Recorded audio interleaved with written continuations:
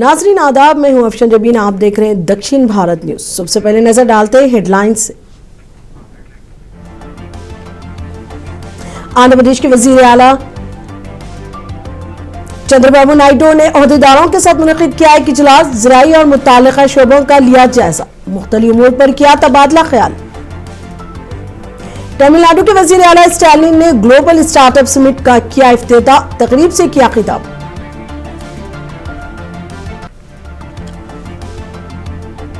Kerala assembly में सबरीमाला मंदिर gold plate तनाज़े मामले में अपोजिशन ने किया हंगामा। 3 अरकान असेंबली को असेंबली से किया गया मुअत्तिल।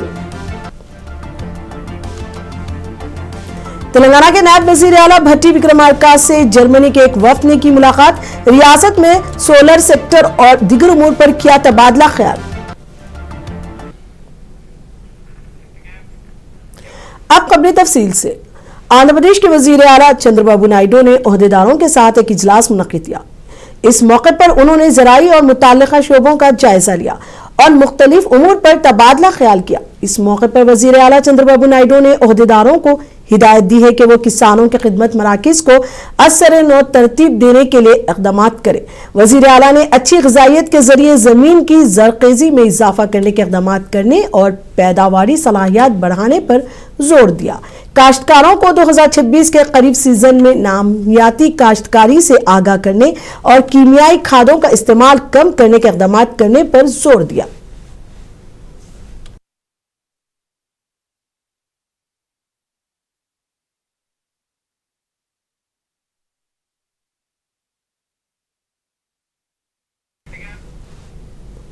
अनजाने Telugu Desam party leader N Seshagiri Rao ने अरकान खानदान ने आंध्र प्रदेश के वजीर नारा लोकेश से मुलाकात की। इस मौके पर नारा लोकेश ने वो पार्टी के कारकुनों के साथ खड़े रहेंगे, चाहे उन्हें किसी भी मुश्किल का सामना हो।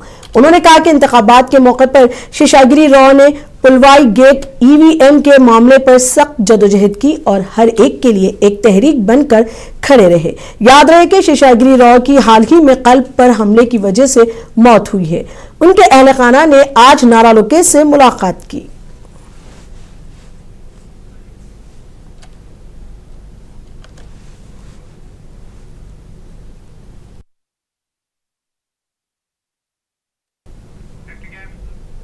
तमिलनाडु के वजीर आला स्टालिन ने कोयम्बतूर में ग्लोबल स्टार्टअप समिट का इफ्तिताह किया, जो 9 और 10 अक्टूबर 2 दिन मुनक़िद होगा। इस तकरीब से वजीर आला ने खिताब करते हुए कहा कि ग्लोबल स्टार्टअप समिट और इसी तरह की सनअती कॉन्फ्रेंस से न सिर्फ तमिलनाडु की सनअती तरक्की बल्कि पूरी रियासत की मजमूई तरक्की का सबूत बन सकता है।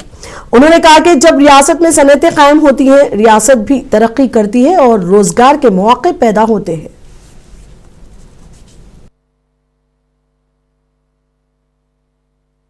தமிழ்நாட்டின் புத்தொழில் சூழல் குறித்த இங்க் 42 நிறுவனத்தின் ஆய்வு அறிக்கையும் வெளியிட்டிருக்கிறேன். இந்த 4 ஆண்டுகள்ல தமிழ்நாட்டின் புத்தொழில் மற்றும் புத்தாக்க சூழல் அடைஞ்சிருக்கக்கூடிய வளர்ச்சியை ஆதாரங்களோடு இந்த அறிக்கை தெரிவிக்குது. இந்த மாநாடு தொழில் முனைவு ஆர்வலர்கள், ஸ்டார்ட் அப் நிறுவனங்கள், மாணவ மாணவியர் எல்லாருக்கும் ஆனது. நிறைவா நம்ம மாநிலத்தின் புத்தொழில் சூழலை வலுப்படுத்த அதற்காக ஒரு திட்டத்தை இந்த மாநாட்டில் அறிவிக்க விரும்புகிறேன். 100 கோடி ரூபாய் ஒதுக்கீட்டில் இணை உருவாக்க நிதியம் தொடங்கப்படும். தமிழ்நாட்டு புத்தொழில் நிறுவனங்கள்ல முதலீடு செய்யக்கூடிய துணிகர முதலீட்டு நிறுவனங்கள்ல அரசு முதலீடு செய்யும். இந்த நிதியம் தமிழ்நாடு புத்தொழில் மற்றும் புத்தாக்க இயக்கத்தால் நிர்வகிக்கப்படும். இதன் மூலம் தமிழ்நாட்டில் புதிய துணிகர முதலீட்டு தமிழ்நாட்டின் புத்தொழில் சூழல் குறித்த இங்க் 42 நிறுவனத்தின் ஆய்வு அறிக்கையும் வெளியிட்டிருக்கிறேன். இந்த 4 ஆண்டுகள்ல தமிழ்நாட்டின் புத்தொழில் மற்றும் புத்தாக்க சூழல் அடைஞ்சிருக்கக்கூடிய வளர்ச்சியை ஆதாரங்களோடு இந்த அறிக்கை தெரிவிக்குது. केरला असेंबली में मुसलसिल चौथे दिन सबरीमाला मंदिर गोल्ड प्लेट तनाज़े मामले में अपोजिशन ने हंगामा किया। इस मौके पर असेंबली में हंगामा आराई और हाथापाई के दरमियान असेंबली से 3 अरकान असेंबली को मुअत्तल कर दिया गया। इस पार्लिमानी उमूर के वजीर एमबी राजेश की तरफ से पेश की गई तहरीक को असेंबली ने मंजूर कर लिया और अपोजिशन के 3 अरकान को मुअत्तल कर दिया।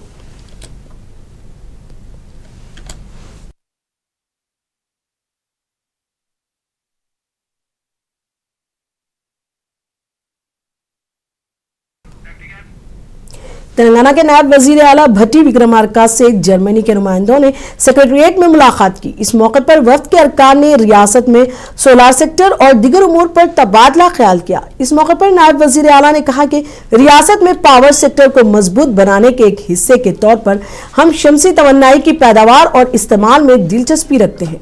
उन्होंने कहा कि रियासत में गृह ज्योति स्कीम के तहत 29 लाख ज़राई पंप सेट और 200 यूनिट तक मुफ्त बिजली फराहम की जा रही है। हुकूमत रियासत में ज़राई पंप सेट्स और गृह ज्योति इस्तेफादा कुनिंदगान को शमसी तवन्नाई फराहम करने का मंसूबा बना रही है।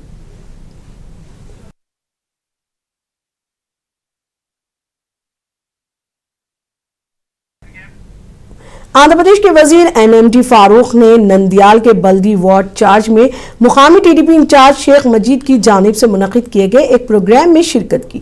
इस मौके पर उन्होंने स्मार्ट राशन कार्ड अवाम में तकसीम किए। इस मौके पर एनएमडी फारूक ने कहा कि हुकूमत अवाम की तरक्की के लिए काम कर रही है। इस मौके पर तेलुगु देशम पार्टी के दीगर कायदीन भी मौजूद थे।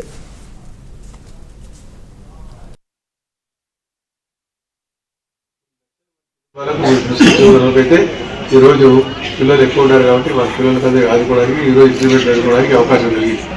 ఆ రోజు లోకేష్ బాబు గారు పాదయాత్ర చేస్తే ఏం చెప్పినాడు, ఇంటర్మీడియట్ ఎందుకంటే 10వ తరగతి చదివే పిల్లలంతా డ్రాప్ అవుట్ అవుతున్నారు, ఎక్కువగా పేద పిల్లలు, బీసీలు కానీ మైనార్టీలు కానీ వాళ్ళు కూడా చదువుకోవడానికి ఇంటర్మీడియట్ వరకు చదువుకోవడానికి మధ్యాహ్న భోజన పథకం కూడా ఇస్తామని చెప్తే ఇప్పుడు మధ్యాహ్న భోజన పథకం ప్రవేశపెట్టిన తర్వాత ఇంటర్మీడియట్ కాలేజీలో కిటకిటలు ఆడుతూ ఉన్నాయి।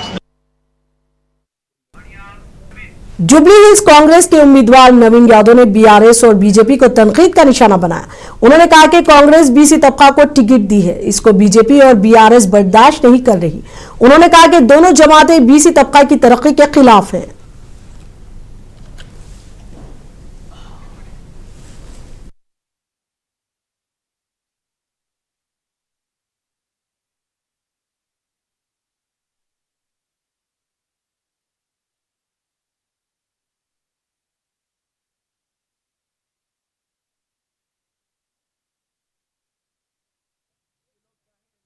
आज कांग्रेस पार्टी बीसी कम्युनिटी को जो एंकरेज कर रही पॉलिटिकली इन अदर वेज, वो उन लोगों को ये नहीं हो रहा। तो they want to target the BC communities in various ways by putting false allegations, false cases. This decision has taken on the public mandate, so I would like to thank my people for their choice. So on their choice only party has given this opportunity, but that might be 2-time, 3-time MLA, but there was no proper strong opposition for him, and definitely this time we will. Local bodies इंतखाबात के notification के मामले में तेलंगाना हुकूमत को high court से बड़ा झटका लगा है। हाईकोर्ट ने नोटिफिकेशन के साथ हुकूमत की जानिब से जारी करदा जियो नंबर 9 पर भी रोक लगा दी है। आइए इस मामले पर हमारे मुंसिफ टीवी के सीनियर एडिटर सगीर उद्दीन से तफसीलात बताएंगे, जो हमारे साथ फोन पर जुड़े हैं।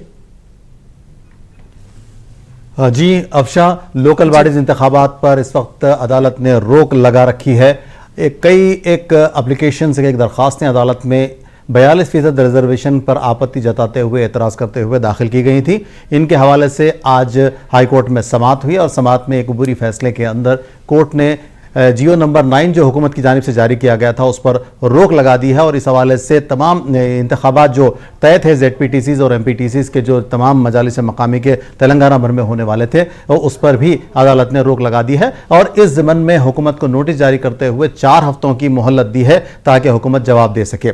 वहीं इस मामले पर कांग्रेस कायदीन का ये दावा है कि वो बिल्कुल ही कानूनी तरीके से उन्होंने सारे इस मरहले को पूरा करके किया है और पूरी तरह कांग्रेस का यह दावा है, कांग्रेस हुकूमत है। मोहम्मद अली शब्बीर ने प्रेस कॉन्फ्रेंस करी, वागिडी श्रीहरी ने प्रेस कॉन्फ्रेंस करी और रियासती वजीर जुब्बल कृष्णा राव ने भी प्रेस कॉन्फ्रेंस करी करके उन्होंने साफ और वाज़ेह अल्फाज में यह कहा कि हुकूमत BC तबके को 42% रिजर्वेशन मजालिस मकामी इंतखाबात में देने के अहद की पाबंद है और इस पर पूरा फैसला आने के बाद, अदालत से ऑर्डर कॉपी आने के बाद, वो फैसला पूरी जांच पड़ताल करने के बाद इस पर एक फैसला करेंगे और कानूनी लड़ाई लड़ते हुए इस बात को यकीनी बनाने की कोशिश करेंगे कि वो बीसी तबके को 42% रिजर्वेशन मिले। वहीं जो बीसी तबकात हैं वो अदालत के फैसले के बाद हंगामे पर उतर आए हैं, एहतजाज पर उतर आए हैं, हुकूमत पर भी नाराजगी का इजहार कर रहे हैं और इस फैसले से नाखुश नजर आ रहे हैं। ऐसे में एहतजाजियों का कहना है, आर कृष्णैया भी जो बीजेपी से इस वक्त ताल्लुक रखते हैं, वो भी बीसी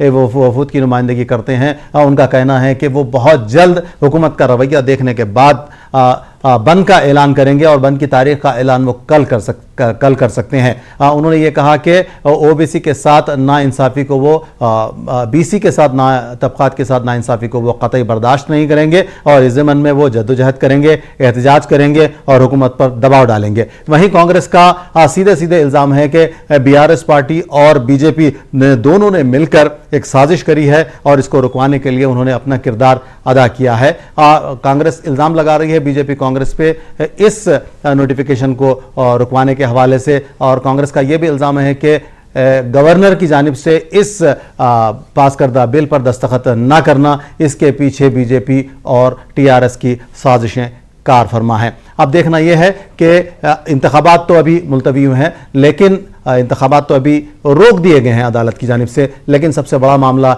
यह है कि कांग्रेस पूरा फैसला आने के बाद अपना क्या मौक़िफ़ सामने रखती है और बीसी तंजीमें क्या अपना मौक़िफ़ सामने रखती हैं। इसके अलावा एक पहले से ही एक 42% रिजर्वेशन के लिए एक बहुत ही बड़ा जो ज़ात पात का एक सर्वे किया गया था, उसके बाद फिर तमाम चीज़ें बाहर निकल के आई थी कि कौन से तबक़ात के कितने लोग हैं। इसके बाद बाज़ाब्ता जायज़ा लेने के बाद, बहुत ध्यान से उसको परखने जांचने के बाद में हुकूमत ने यह तय किया था कि हिस्सेदारी बीसी तबक़ात की मजालिस मकामी इंतखाबात में 42% हो, और इस बात को लेकर दिल्ली के जंतर मंतर पर भी एहतजाज किया गया। खुद वज़ीर आला रेवंत रेड्डी भी उस एहतजाज में शामिल हुए और पार्लियामेंट में भी इस ताल्लुक़ से आवाज़ उठाई, लेकिन पिछले मानसून सेशन में इस बिल के ताल्लुक़ से कोई भी मंजूरी नहीं मिली और हमेशा बीजेपी की जानिब से 42% रिजर्वेशन में मुस्लिम के हिस्सेदारी को लेकर हमेशा एतराज़ात किए गए हैं, जबकि हुकूमत की जानिब से और कांग्रेस हुकूमत के नुमाइंदों की जानिब से इस बात को बार बार नकारा गया है कि इसमें हिंदू मुस्लिम कुछ नहीं है। जो पसमानदा बीसी तबक़ात हैं उन्हीं को उनकी पसमानदगी के बुनियाद पर रिजर्वेशन फराहम किया गया है। लेकिन जब सारा मामला होने के बाद में जब दोबारा पास करके गवर्नर के पास पेश किया गया तो उस पर गवर्नर ने दस्तखत नहीं किए हैं और मामला होते होते अदालती रस्साकशी तक पहुँचा और कुछ एप्लीकेशंस, कुछ दरखास्तें अदालत में गई, जिस पर आज सुनवाई होने के बाद में अदालत ने जियो नंबर 9 पर फौरी असर के साथ रोक लगा दी है और इस ज़मन में हुकूमत को जवाब देने के लिए 4 हफ्तों की मोहल्लत दी है। अफशा, हैदराबाद और सिकंदराबाद में आरटीसी बस किरायों में इजाफे के खिलाफ चलो बस भवन एहतजाज मुनज़्ज़म किया गया। इस मौके पर बीआरएस के कायदीन ने आरटीसी के एमडी नागिर रेड्डी से मुलाकात की और किरायों में इजाफे को वापस लेने का मुतालबा किया। इस मौके पर बीआरएस के कायदीन ने कांग्रेस हुकूमत को तनकीद का निशाना बनाया।